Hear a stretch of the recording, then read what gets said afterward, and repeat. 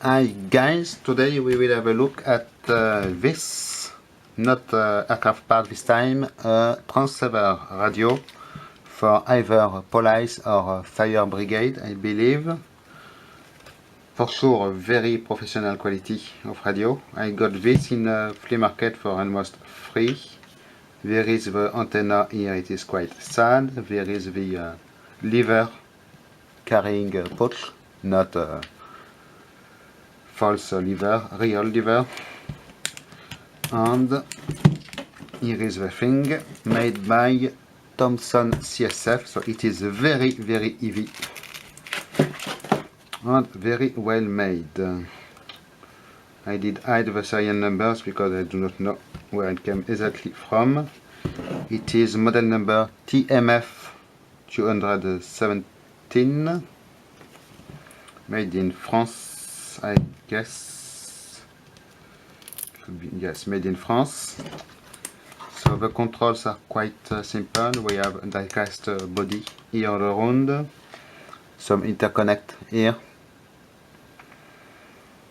antenna, channel and volume selectors probably, and a push to talk button, maybe volume button also. Yes, must have 3 functions in this button. It looks like one in the middle also. Battery pack here at the bottom with 4 Phillips screws and contacts. So if I remove this battery pack, or try to at least, maybe it is just stuck in place because yes, it seems to be stuck, so I will not remove it. This is quite a little bit broken in here and it is not coming off. The other way, no, it is this way. Okay, so the battery will stay in place. So we'll have a look inside. 4 regular slotted screws to remove.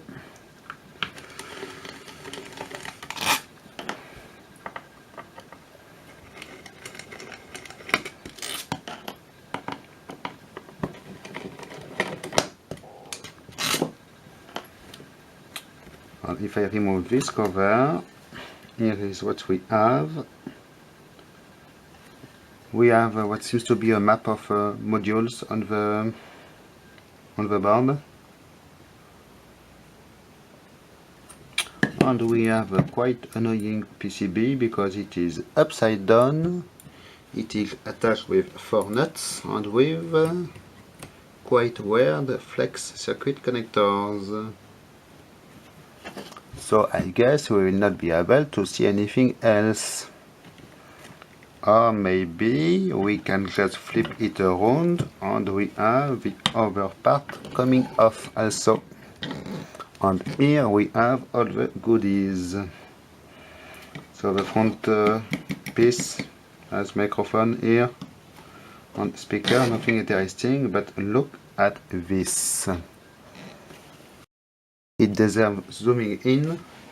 So we have a whole bunch of modules with these little puller things which are allowing to remove them easily for repair purpose. So in the middle here we have a big one. What is this? It is the XOC 400. It helps. Quartz oscillator maybe.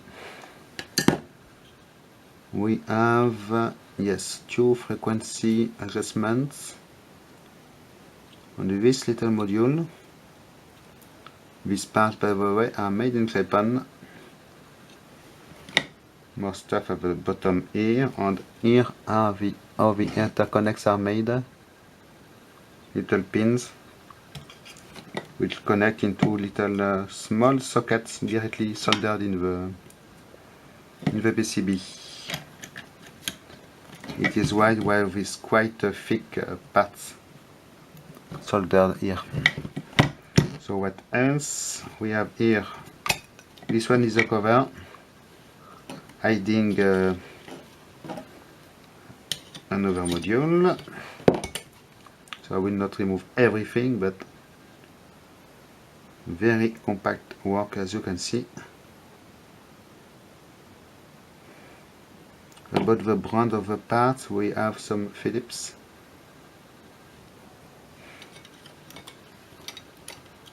Okay, they are quite difficult to put back in place. Here we have this kind of modules, like this one. They are completely shielded. As you can see, completely shielded cans. Maybe we have hybrid circuits in this.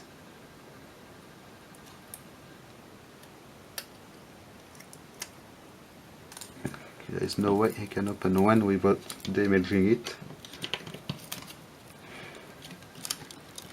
More stuff here to pull out. Just the cover with the PCB behind. What else can we undo?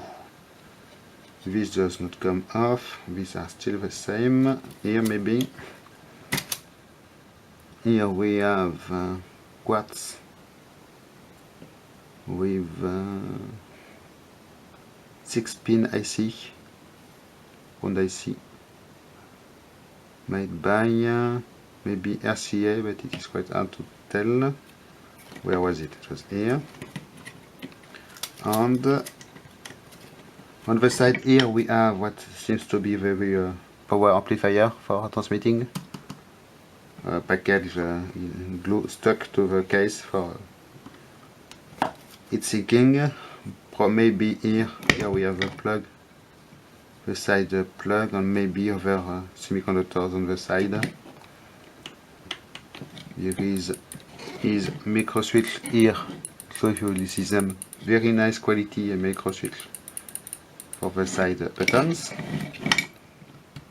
And the most interesting parts, guy, seems to be the kind of digital controls of this thing, because here, what do we have?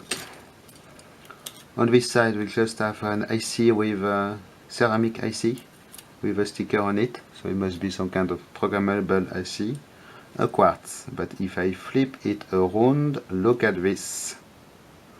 We have an hybrid module with 4 awesome surface mount gold top ICs. And I can see there is at least one over in the middle, at the bottom part of this hybrid. There is no way to separate them because you can see there are links between the pins here to connect the two sides together. But look at this.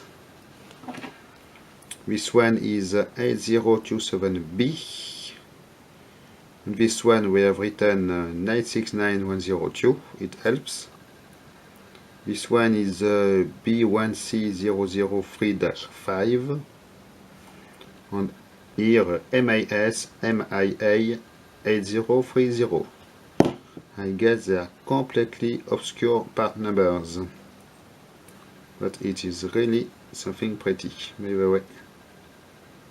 Not something you see every day.